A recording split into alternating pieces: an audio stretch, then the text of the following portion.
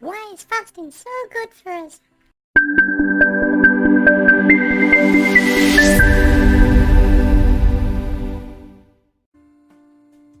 When fasting for 8 hours or more, your body will start to get its energy from the glucose stored in the liver and the muscles.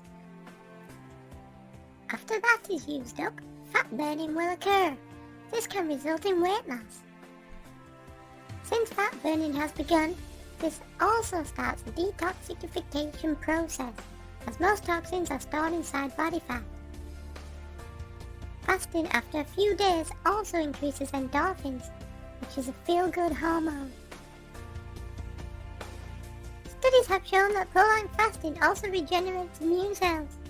This can strengthen your immune system against many infections. If you're looking to gain muscle or height, this is a way to do it. Research shows that during fasting, the human growth hormone is constantly secreted at a higher rate than normal. Over just 5 fasted days, it increases by 300%. Wow! Come on, myth.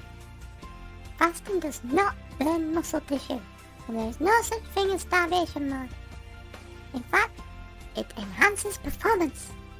Whoa! Thanks for watching Lehman's Health. Subscribe for more health research and information. Bye bye!